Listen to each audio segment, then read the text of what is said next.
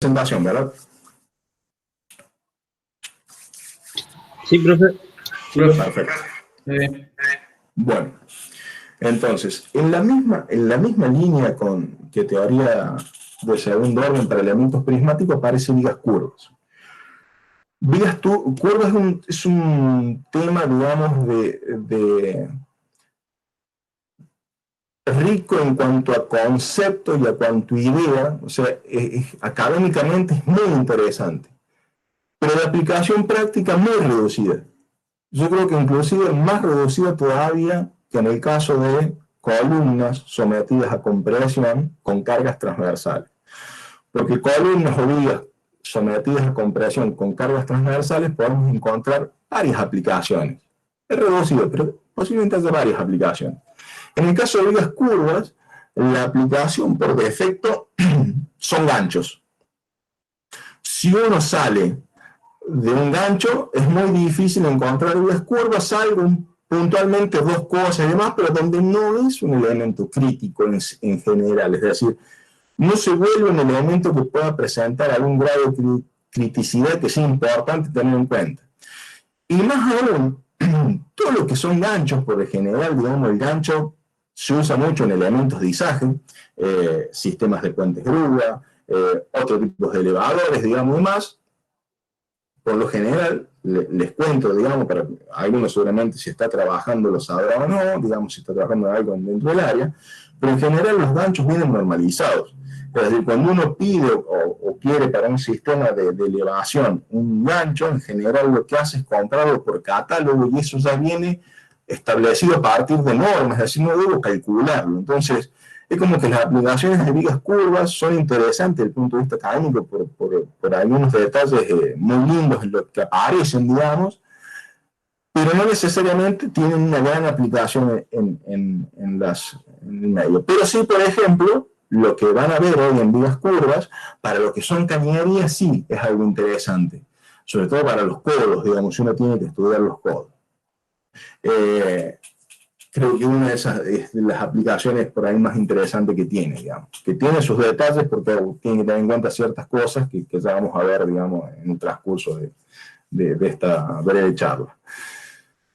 En general, la fórmula de flexión simple que están acostumbrados a ver a partir, digamos, de lo que es el momento flector y el módulo resistente de una viga, digamos, esa que está ahí, es decir, yo podría expresar la tensión a partir del momento flector, de la inercia y la distancia a la fibra, o establecerla a partir del momento y el módulo resistente, que es ese W que está ahí, que es la relación entre la inercia y la distancia a la fibra más alejada. Son las dos maneras típicas de trabajar. Entonces, esa fórmula de flexión simple, cuando uno la aplica a vigas curvas, los resultados son adecuados siempre y cuando el radio, digamos, la relación radio-altura de la viga, sea mayor a 5. Es decir, eso quiere decir, cuando yo tengo una viga, una columna, que midiéndola la veo y parece algo recto, digamos, entonces, digamos, esa fórmula va bien. Cuando ya le empiezo a curvar, me empiezo a alejar y llega un momento en que lo que predice la teoría de flexión simple, que es la que han usado hasta el día de hoy, comparado con lo que sucede en la realidad, se aleja terriblemente. Entonces, la teoría de vigas curvas en general se basa en dos hipótesis. La primera es muy parecida a lo que usamos con vigas rectas, es que las secciones planas y perpendiculares a la línea baricéntrica permanecen planas, ¿tá? Rotan permaneciendo planas, a esa línea baricéntrica después la deformación.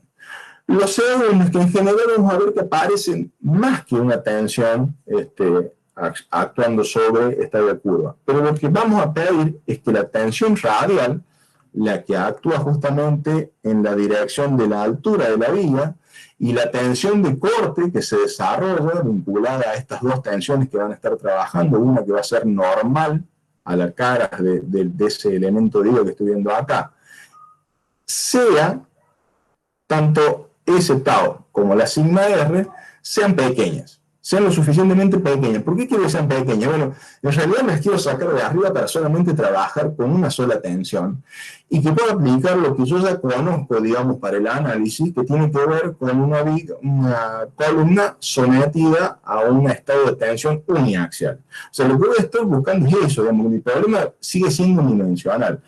Tiene sus detalles, digamos, ¿no? O sea, lo que vamos a encontrar es que yo tengo forma de expresar todo eso, voy a encontrar una expresión que está fantástico, todo bien, me va a permitir ver varias cosas, pero hay ciertas secciones donde yo no me puedo sacar de arriba la tensión radial y la tensión de corte que se producen, y las tengo que sumar de alguna manera. Y eso es la última parte. Y justamente, por ejemplo, en el caso de los codos, que son secciones huecas, los codos en cañería, justamente en ese tipo de secciones, las tensiones radiales y las tensiones de corte no son despreciables. Entonces ahí sí tengo que tener en cuenta el efecto de ellas, y ya existen métodos para hacerlo. Pero todo el análisis, digamos, de lo que es esta primera parte está basado en el hecho de que tanto la tensión radial como la tensión de corte son pequeñas. Y los voy a sacar de arriba. Entonces, lo que me interesa es ver qué pasa con estas tensiones normales circunferenciales sigma tita. Entonces, no vamos a considerar ni el efecto del corte, ni la tensión radial, y ninguna tensión transversal, que vamos a ver que también en ciertos casos aparecen. Es decir, yo tengo, en esta figura que estoy viendo acá al centro, yo tendría el corte que actúa en la dirección justamente de I. Tendría una fuerza circunferencial, una tensión circunferencial, que es la que me interesa, que actúa perpendicular al plano acá que estoy viendo de la pantalla de la computadora, será saliente o entrante en función de qué parte de la sección esté, pero además de aparecer esas dos me va a aparecer una radial y también suele aparecer esta en ciertas geometrías de viga, la sigma z. Es otra tensión del tipo normal, es decir, que no es de corte, pero que va en la dirección justamente transversal a lo que es el plano sobre el cual está definido la curvatura de la viga. O sea, como verán, el problema es bastante complejo. Yo voy a sacar cosas de arriba, voy a tomarme la libertad de decir, bueno, a ver, son lo suficientemente pequeñas para no considerarlas, pero hay geometrías donde no puedo hacerlo y las tengo que traer de nuevo de alguna manera. Entonces, las ecuaciones de equilibrio, como en cualquier problema de flexión, son dos. Una, en la cual yo voy a hacer el equilibrio entre el estado normal que está actuando sobre esa sección de la viga, o sea, este es mi esfuerzo normal, podrá ser compresión o tracción, lo que sea, y tiene que estar en equilibrio con la distribución de la sigma tita en el área. Es decir, lo que yo tengo que encontrar es que si integro a lo largo, digamos, de esta sección, digamos, justamente en la dirección del eje Y, y integro esos diferenciales de área multiplicados por sigma tita, tienen que estar en equilibrio con la fuerza que esté actuando en la dirección justamente que yo acá veo como X, digamos, que es la dirección circunferencial. Eso que está ahí es N. La otra ecuación de equilibrio es uno de los momentos. Lo que yo tengo que ver es que cuando integro las tensiones con respecto a un punto, digamos, esa distribución de tensiones que va a tener una distribución parecida a lo que yo había visto en vigas, que era una distribución lineal, parecida porque no es la misma, ya vamos a ver que no. Esa distribución de tensiones, el momento que se produce debido a esa distribución de tensiones, tiene que estar en equilibrio con el momento que está evidenciando justamente esa sección de la viga curva, que es ese que veo ahí. Entonces, con estas dos ecuaciones de equilibrio voy a trabajar. Recuerden que cuando yo quería resolver cualquier tipo de problema, en general recurría a diferentes ecuaciones. Ecuaciones de equilibrio, ecuaciones cinemáticas y ecuaciones constitutivas. En el caso este que estoy viendo acá son las de equilibrio. Lo que sigue es definir la ecuación cinemática. Eso no es tan simple de ver, porque al hacer una viga curva, yo lo que tengo que ver, si quiero mirar el alargamiento, digamos, de cada una de las fibras en esta sección, lo que tengo que ver es cuál es el desplazamiento que se produce en las mismas y relacionarlo con respecto al radio de curvatura que define la geometría curva de esta sección. Entonces, la relación para encontrar justamente esta deformación circunferencial aparece por los desplazamientos que sufren las fibras y R por d θ. Sigo insistiendo que es un diferencial de elemento, por lo tanto simplemente agarro y hago R de θ.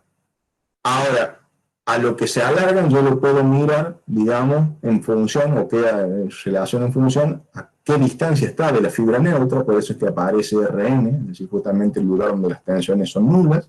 En algún lado se van a traccionar y en otro lado se van a comprimir, dependiendo de cómo sea el estado flexional. Y entonces esta expresión se vuelve en algo como esto, y lo que voy a hacer, como para sacar un poco de arriba las cosas, es que voy a definir una especie de giro incremental, es decir, mis deformaciones en cada una de las fibras van a estar asociadas a algo que es geométrico, donde aparece el radio neutro y el radio de la fibra donde estoy haciendo un análisis, ¿tá? Y un término con una especie de giro incremental, que son los incrementos de giro por flexión a lo largo de, o cuando voy recorriendo de tita, digamos, que es justamente el parámetro que me define las coordenadas circunferenciales.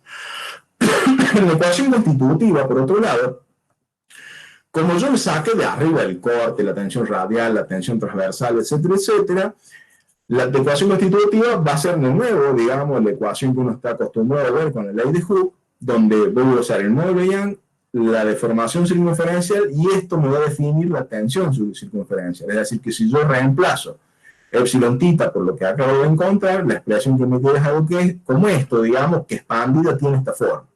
Con esta expresión yo podría volver a las ecuaciones de equilibrio y realizar todas las cuentas que yo quiera. Fíjense que planteé ecuaciones de equilibrio, ecuaciones cinemáticas, ecuaciones constitutivas, y ahora lo que estoy haciendo es ensamblándolas. Con la cinemática cambio la ecuación o reescribo la forma de la ecuación constitutiva, y con esa nueva forma de la ecuación constitutiva voy a reescribir las ecuaciones de equilibrio. Ahora bien, noten algo interesante. Como la expresión de la tensión radial, en realidad, digamos, no me hizo falta verlo, pero lo que yo estoy pensando como relación constitutiva, en realidad estoy haciendo algo que no corresponde, porque lo que uno tendría que pensar es que si esto no fuera pequeño, no fuera despreciable, tendría que tenerlo en cuenta. Y esta expresión que está acá es justamente el acoplamiento que surge en dos direcciones de tensión o de deformación debido a Poisson. Entonces, como yo me la saqué de arriba de la entrada, ni lo veo, y me quedo con esto porque me conviene, es algo unidimensional, pero básicamente fíjense que en general si ese valor no fuera pequeño, digamos, no solamente que no me lo puedo sacar de arriba, sino que lo tengo que tener en cuenta en las expresiones, lo cual hace más complejo el análisis por lógica. ¿Ah? En fin, hay un ítem más que en general lo propone, que es como sigma R no coincide en los máximos con sigma tita, pero bueno, no debería ser motivo para despreciarlo. Es decir, uno desprecia en general una tensión radial con respecto a la tensión circunferencial si la misma es pequeña, ¿tá? Independientemente de que coincidan o no coincidan los picos en los puntos. Como es algo extra, pero lo dominante tiene que ser lo primero, es decir, que mis tensiones radiales realmente sean mucho más chicas que las tensiones circunferenciales. Entonces, si yo reemplazo dentro de estas expresiones de equilibrio el sigma tita que acabo de encontrar, digamos, como ecuación número 5, lo que yo puedo hacer es aplicar las reglas de integración y voy a encontrar ciertas expresiones. Primero que nada voy a encontrar que aparecen términos que son áreas, pero una sub m que es lo que se llama área modificada. Es una integral de área, pero dividida por el radio. Ese radio es justamente la que define la posición de la fibra que voy a estar analizando. Entonces, esa relación 1 sobre eso es lo que de alguna manera define el comportamiento, la distribución de las tensiones en la altura de la viga. Entre estas dos ecuaciones uno puede reescribirlas, digamos, o usarlas una y otra, digamos, de manera alternativa para escribir o encontrar una solución general. Es decir, cuando uno toma la ecuación 12 y la ingresa en la otra ecuación de equilibrio y despeja este término, entonces con ese término uno puede hacer todos los reemplazos que le haga falta en lo que era la ecuación constitutiva original y lo que lleva a una expresión de este tipo. ¿Ah? Esto es bastante directo porque al sacarnos de arriba ciertas cosas uno puede ir trabajando de una manera simple, digamos, algebraicamente, y avanzar para definir una expresión que es la 14. Fíjense que esta definición de la expresión 14 aparece un término que depende de la compresión, o tracción, que lo mismo que teníamos en el caso de una viga recta, cuando yo veo tensión, flexión compuesta, este término no cambia. Sin embargo, el término que define la flexión es muy distinto a lo que estamos acostumbrados a ver. ¿Ah? Y aparece esto del área, modificado del área, y aparece 1 sobre R. Y justamente este término 1 sobre R es el causante de que la distribución de tensiones no sea una distribución lineal en las vías curvas, sino que tenga forma hiperbólica. Y ahí es donde uno ve las mayores diferencias. Cuando la curvatura de esos radios son muy grandes, cuando los radios que definen la geometría de mi vía curva es muy grande, lo que voy a encontrar es que esa forma hiperbólica se aproxima mucho y cada vez más a la forma lineal, y en algún momento se superponen. Es decir, cuando el R es infinito, digamos, la solución de una y la de otra son iguales. De las dos teorías dan lo mismo. Es decir, uno podría de alguna forma demostrar que a partir de esta ecuación 14 uno puede avanzar para encontrar esta expresión que está acá finalmente. Entonces, cuando R es muy pequeño, en cambio, la distribución lineal se aleja mucho de esta distribución hiperbólica. En general, dependerá de cómo sean los momentos, cómo va a ser esta distribución, ¿no es cierto? Lo que tienen que tener en cuenta es que siempre el radio interno es que en general muestra picos más grandes, digamos, de tensiones. Y se considera positivo el estado de momentos, que lo que hace es tender a enderezar esta curva. O sea, ese estado de momento que está puesto ahí es un estado de momento positivo. Si mi estado de momento tiende a cerrar mi curva en los extremos, lo que yo tengo es un estado flexional negativo. Y lo que voy a tener es lejos de tener esta tracción, voy a tener compresión en el sol. Entonces, este método es interesante, digamos, para lo que es el análisis de ciertos elementos, por ejemplo, ganchos, o para transiciones, cuando uno tiene un elemento, por ejemplo, algo bastante particular, podría ser tener un riel donde uno hace mover un carro podría ser un carro con un elemento de izaje, digamos, por ejemplo, se está hablando de un monorriel, digamos, que tenga un aparejo, y entonces ese monorriel tiene una transición entre dos tramos rectos y aparece una zona curva. Bueno, en esa zona curva, lo que correspondería, si uno quisiera hacer el análisis, es usar la teoría de vía curva. Ahora, tiene sentido si el nivel de carga, digamos, en la dirección, o sea, en la dirección del comportamiento de vía curva, existe. Si no existe en esa dirección, tiene poco sentido. Y si la curvatura es muy grande, uno puede reemplazarlo por varios elementos de viga recto, por ejemplo, que es lo que se hace típicamente, y los resultados son bastante cercanos. Aquí hay una tabla comparativa de lo que es la relación entre las tensiones que se alcanzan, digamos, tanto con la ecuación, digamos, típica para viga recta con respecto a la viga curva, divididos por lo que sería el sigma tita que se puede obtener a partir de la teoría de elasticidad. Entonces, fíjense que cuando los radios son, esta relación, digamos, tiene ciertos valores, ya cuando es muy grande, digamos, se disminuye bastante, y cuando es pequeño, en general, digamos, con los radios grandes lo que uno tiene es del orden de, radios cada vez menores, es del orden del 47%. ¿Ah? Entonces, hasta acá no hay nada raro. El tema es este término, el área modificada. O sea, de toda esta expresión, cuando uno la mira así, el esfuerzo es parte de lo que uno tiene que establecer, son las cargas que actúan sobre esa viga curva, en el momento pasa lo mismo. El radio está definido geométricamente a partir de la geometría que uno quiere analizar. El área de la sección también se obtiene fácilmente. El radio a la fibra donde uno va a hacer el análisis, que en general, tanto en vías rectas como en vías curvas, lo que encuentro es que los máximos se dan en las fibras extremas. Por lo tanto, digamos, es medio como que esto, digamos, uno va a hacer el análisis pensando en las fibras que están hacia más afuera de la sección, nada más. Lo que sigue este término, a su vez, que es un integral de diferencial de área sobre R, a veces, digamos, es un poquito más complejo de analizar, dependiendo mucho de la geometría de la sección. Entonces, lo que tiene la apunte es una tabla. Ahí yo me fijo en la página, la 167, tiene una tabla con todas las geometrías típicas que uno puede encontrar. Y lo interesante, digamos, y si se fijan posteriormente, digamos, lo que uno puede hacer es combinar estas formas, esa tabla tiene para ciertas geometrías, rectángulos, triángulos, trapecios, circulares, también tiene una para elipses, etcétera, etcétera, etcétera. Con esas ecuaciones pueden combinarse teniendo en cuenta algunos detalles. Digamos, uno podría encontrar secciones a partir de esas formas que están tabuladas, pensando en que el integral se puede sumar, digamos, hay una propiedad aditiva del integral, entonces uno puede hacer que las áreas, simplemente sumar las áreas de los elementos.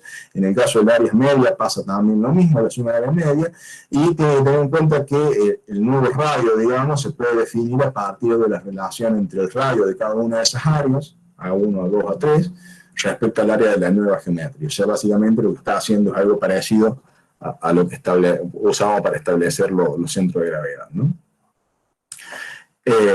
Entonces, bueno, échenle un ojo después para ver esto. Entonces, bien, llega el momento de decir, bueno, ¿qué pasa si? O sea, porque hasta ahí todo muy bonito, yo encontré una expresión para calcular sigma tita, que lógicamente me muestra que en el caso de que yo tenga una curva lo suficientemente cerrada, se me va a alejar mucho la distribución de lo que es una vía recta habitual, mostrando una forma hiperbólica. Esa ecuación se aplica de la misma manera que hemos aplicado la ecuación de flexión compuesta para vías rectas, no hay nada nuevo ahí. Ahora hay una pregunta: ¿qué pasa si la hipótesis en la cual sigma R es despreciable no la puedo tomar? Entonces, esta suposición de que la tensión radial es despreciable en general es correcta con secciones llenas, ¿tá? Ya sea circular, rectangular, lo que ustedes sean, pero llenas. En ese caso, digamos, es válido no tomar o despreciar lo que es la tensión radial, ¿tá? Pero en general no lo podemos sacar de arriba en el caso de que secciones tengan armas delgadas, pero también en caños, ¿tá? O sea, todo lo que sea sección no llena y con paredes de alguna forma delgada tienen algún comportamiento donde hay un valor de la tensión radial, y después vamos a ver que también pasa lo mismo con el corte, y va a pasar lo mismo con las tensiones transversales, que no la puedo sacar de arriba.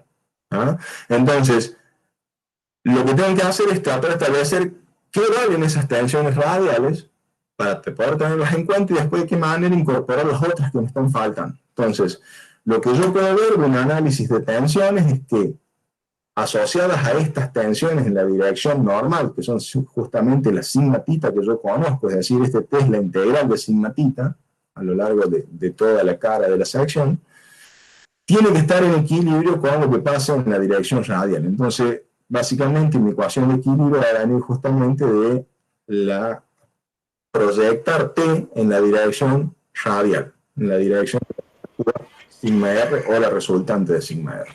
Profe, Sí, una pregunta. Sí, no, me llamaba la atención viendo la tercera imagen, el sentido de las flechas. Y intuitivamente yo diría que van hacia el centro, no sé si me equivoco. ¿Cómo? El sentido de las flechitas rojas Sí. intuitivamente yo diría serían al revés, pero no sé si me equivoco o no veo algo. Para. No, a ver, básicamente fíjate el estado flexional de la primera figura. ¿Ah? O sea, ahí tiene un estado flexional positivo. O sea, lo que en vías curvas en general se propone como flexión positiva, que es dos momentos que intentan hacer que esa curva se ponga recta. ¿Ah? Claro. Eso es lo que estás viendo. Por supuesto que esto es una gráfica y no es una resultante real. Habría que ver, digamos, en función de cómo es la geometría, cómo va a ser esta distribución. ¿Ah? Porque puede ser, por lógica, que acá sean positivas, digamos, porque hay una atracción, pero vayan a un valor negativo. Acá un poco está exagerado como para decir, bueno, ok, yo tengo que integrar estas tensiones en las dos caras, o podría hacerlo por simetría y quedarme con una mitad nada más, pero tengo que integrar esas tensiones en la cara, y esa resultante que va a tener una línea de acción que es justamente tangente a la curva que define la dirección circunferencial de mi biocurva. Claro. Esa carga T la tengo que proyectar en la dirección radial, ¿tá? Que es la OL para encontrar, digamos, cómo tiene que ser este sigma R para que esté en equilibrio. Básicamente es eso, es lo que está haciendo acá abajo. Y además dice, fantástico, en general, como estamos hablando de pequeños giros, un elemento, digamos, diferencial y demás, el seno de θ sobre 2 es justamente de θ sobre 2. Entonces, bueno, se agarra de eso para decir, bueno, ok, 2 veces t de θ sobre 2 tiene que ser igual o tiene que estar equilibrado por sigma R por t, que es el espesor, digamos, donde estoy haciendo el análisis, por R de θ. Entonces, esta expresión es la que me permite encontrar un valor para sigma R en función de t, pero t también depende de sigma θ, entonces después de alguna manera yo voy a encontrar la expresión de R parecida o basada en lo que es el sigma θ. Pero si uno mira un poco ahí, digamos, la forma de analizarlo, como yo voy haciendo cortes, es bastante parecido a lo que hacemos con Zurabski. O sea, lo que voy a encontrar es algún tipo de expresión parecida a la de Zurabski para encontrar los sigma R. Entonces, esta forma, que es la que yo tenía originalmente, esta es la integral de las mismas, yo encontré esta expresión a partir del equilibrio, y si ahora reemplazo, digamos, sigma θ dentro de esta expresión, que es la integral, lo que me aparece esto está acá.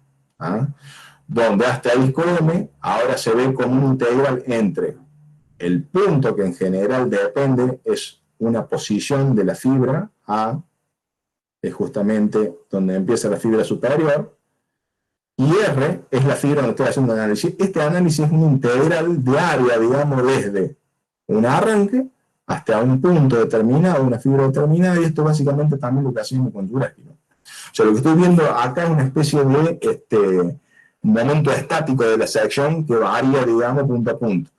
Es nulo al comienzo, se hace máximo justamente hasta el eje neutro y se vuelve a hacer nulo. Recuerden Zurabski un poquito, digamos, si no lo recuerdan todavía, se los voy a hacer recordar en una clase más adelante, no sean problemas. Pero básicamente, digamos, lo que encuentro es una expresión un poquito más compleja, pero basado en la misma forma que tiene sigma θ, pero para la tensión radial.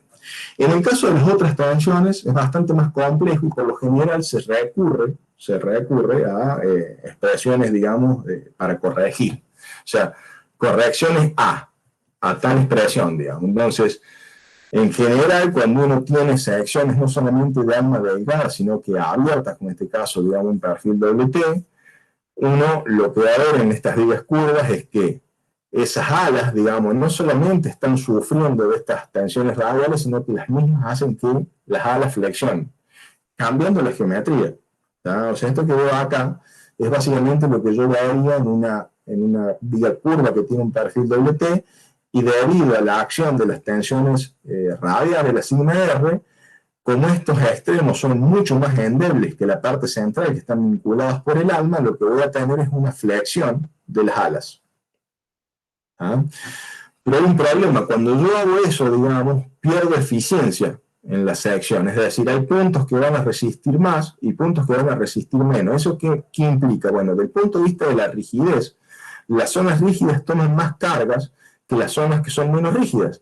Entonces, cuando yo vea esto del punto de vista, digamos, distribución de tensiones, lo que voy a estar viendo es que en la zona central de las alas, que está vinculada al alma del perfil, toman más cargas, pero en los extremos de las alas, como es bastante más flexible y tiene menos rigidez, toma menos carga. Entonces voy a ver una distribución que no es una distribución constante de tensiones. Pero para que eso exista, también tiene que existir algo que compense, digamos, esto, digamos. O sea, tiene que haber no solamente tensiones de corte, sino que también tienen que aparecer las famosas tensiones normales. Transversales, perdón, que es la sigma z que habíamos visto al comienzo. Entonces, como es un problema bastante más complejo, lo que se suele usar son factores de corrección de Blage, que ahí después le hablé un poco en el apunte, pero básicamente es una metodología donde lo que se hace es reducir el largo de las alas a un determinado valor que está asociado a lo que se considera la zona efectiva. Es decir, si esta es mi sección real, efectivamente va a estar trabajando correctamente una geometría reducida que tiene B1' y B2', que son diferentes a B1 y a B2. Y esto se debe justamente a esta forma, porque al tener la posibilidad de tomar menos carga estos extremos, digamos, uno puede habitualmente se hace, decir, ok, en vez de considerar que toda mi sección es resistente, yo veo una sección reducida como resistente. Y entonces, en función de las relaciones geométricas, uno puede evaluar, básicamente, los coeficientes alfa y beta con los cuales modificar justamente las alas de las secciones que yo estoy considerando. Que más o menos esta es la forma en que varía en función de esa relación. Entonces, lo mismo puedo hacer con el tema de la tensión normal, que es bastante más difícil. Esta justamente, la aparición de sigma z se debe justamente a esta forma de distribución, digamos, y esta pérdida de rigidez, y entonces sigma z la puedo considerar como una proporción de sigma tita. Y ese beta también está tabulado, en función de las cosas. Entonces, no es un método netamente teórico, seguramente tiene algo de empírico, en el cual se están viendo ciertas cosas y se usa, digamos, alguna expresión un poquito más pequeña en cuanto a la complejidad, digamos, algo menos complejo, como para corregir lo que uno ya tiene.